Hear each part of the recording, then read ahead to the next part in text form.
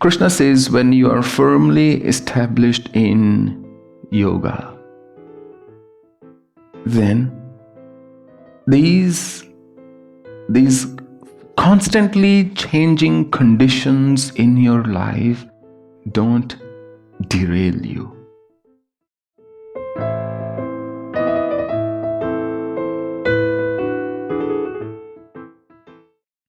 What we discussed is the difference between a yogi and an ordinary person. That how a yogi is mindful compared to somebody who isn't an average human being. And I gave you the example of a stray dog versus a pet dog. That one color makes all the difference how they are treated. I read this story once, this girl, she was brought up by a single parent, her father, and she was not happy with her life. She went to her father, she said, look, I don't know what to do. I'm tired of fixing things in life. One problem comes, I fix it. Here's another one. I fix that, another one's already waiting. And so on and so forth. I just don't know what to do with my life. And her father was a chef. He goes in the kitchen and takes 3 pots, pours some water in those pots. Because he was a chef, in one he puts potatoes. In the other he puts eggs. Ostrich eggs. I'm joking, normal eggs. And in the third, he puts coffee beans. Covers all 3. Turns on the heat and leaves it there for about 20 minutes. 20 minutes later, the daughter says, are you going to tell me something, or is this the conversation today? You have no words of wisdom for me? Anything you can do to appease me, to help me with this conundrum that I'm going through in my life? And the father says, okay, let's go check in the kitchen, shall we? He goes, takes the lid off the 3 pots. With the tongue, takes out a potato and then an egg, and then pours the coffee in a cup. He says, now, will you touch the egg? It's now relatively cold, the potato. See how it is. It was very soft, like you could mash it with your hands, bare hands. And what happened to the egg? He said, the outer shell remained pretty much as is. The inner became beautiful, steady, and heat could not break it. And he said, look at the coffee. What happened to the beans? Not only they remained as they had been before this incident, but they actually changed the color of the water.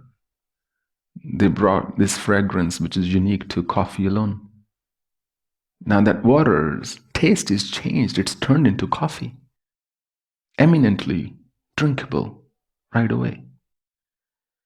He said, so when the heat of adversities, when they challenge you in life, which one are you, my daughter? He said. Are you the potato who's just going to go all soft in that heat and just forget about its juiciness, its crunchiness, its hardness? Are you going to go weak? Or are you the egg that remains its outer hardness but starts to prepare inside? Now it's edible. Or are you going to be the coffee beans? That you're going to change the property of that around you with your intention, with your skill, with your talent, with your resolution. I thought it was a beautiful story.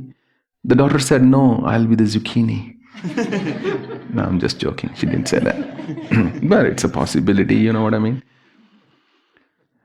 There are other options as well, which is what makes this world beautiful. Anyway, the idea is, Krishna says, when you are firmly established in yoga,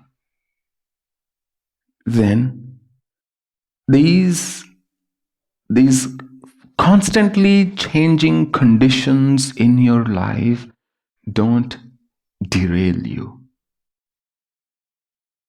Otherwise, if you are spiritually very shallow, every little thing will disturb you. As you gain your footing, as you gain more ground in being spiritual, you become less and less disturbed. And then you make do with what you have. Otherwise, everything is going to disturb you. There is this story of a great violin player. Some say it's just an urban legend. Some say it's actually a true story. You can Google it and verify it for yourself. But this violinist actually exists for real. He is still alive. And it's like Perlman was his name. He was diagnosed with polio very early on in his life, born in Israel. And it was always a challenge for him to even go up the stage, let alone play violin. But it so happened one time he was at a concert and he was playing violin, and his part of solo came in between. And he was playing, one of the strings broke. Now, I'm not a violinist, but a violin has 4 strings, as I understand.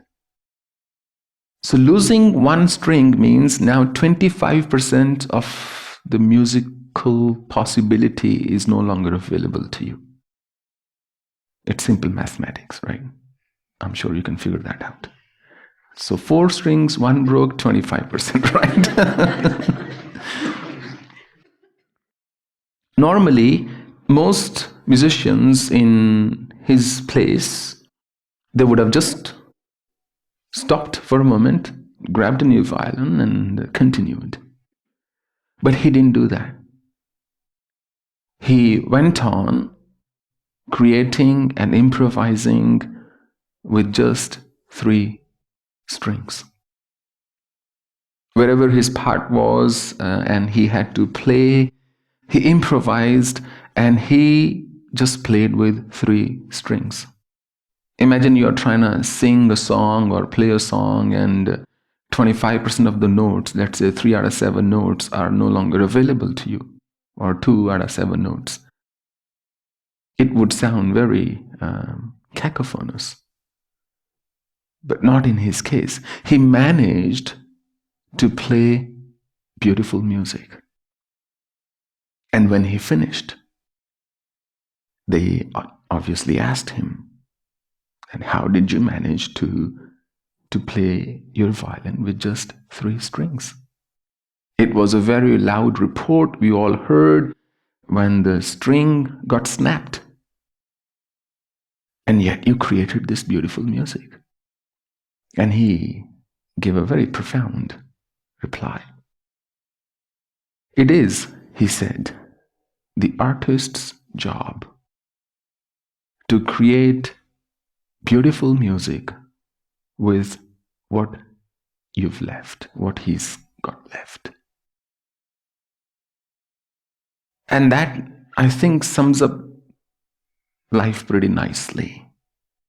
Each one of us, we have certain resources at our disposal, whether that's mental, physical, financial, intellectual, spiritual, any kind of resources. Each one of us, we have a certain amount of resources at our disposal. And everybody has a different degree of those resources, a different amount of those resources. And it is up to us. It is each person's individual responsibility, personal responsibility to create beautiful music with what they have available at hand.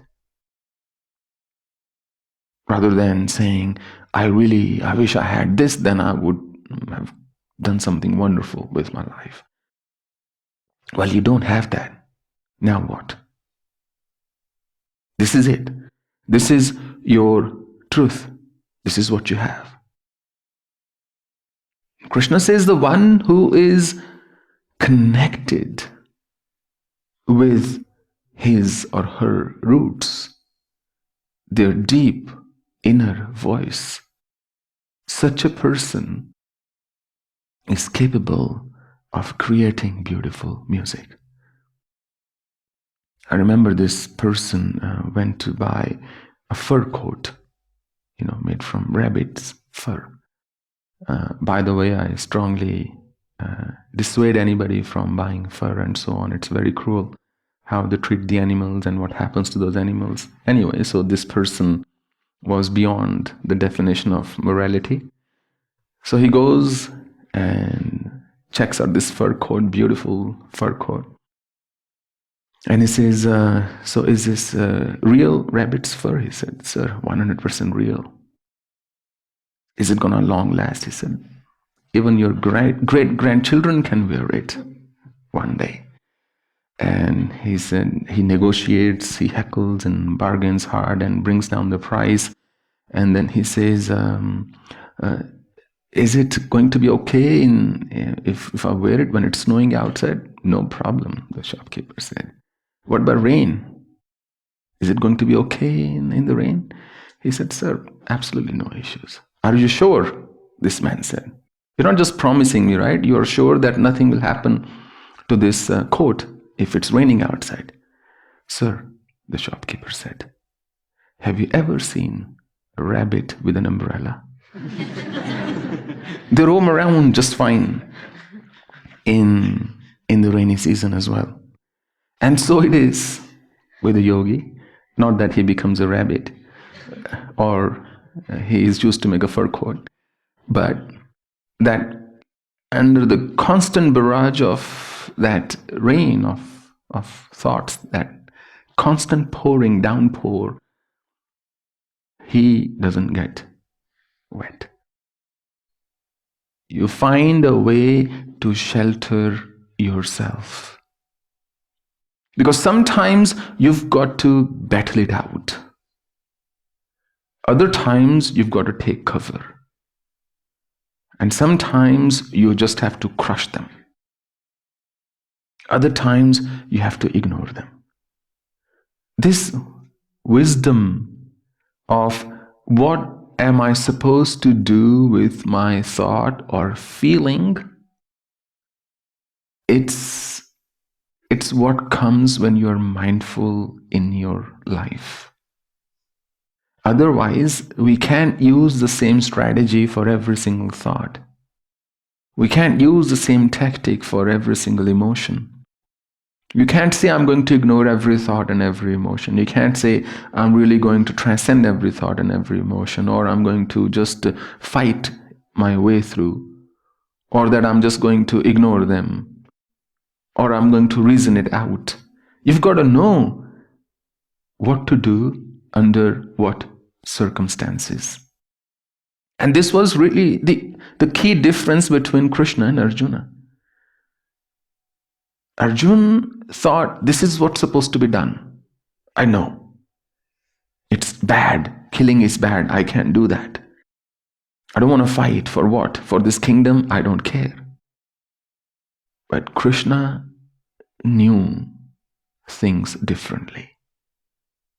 He said, it's not one size fits all. It can be one size beats all, but it can't be one size fits all. So you have to listen to me, Arjuna, and do what I tell you to do, because my knowledge is original.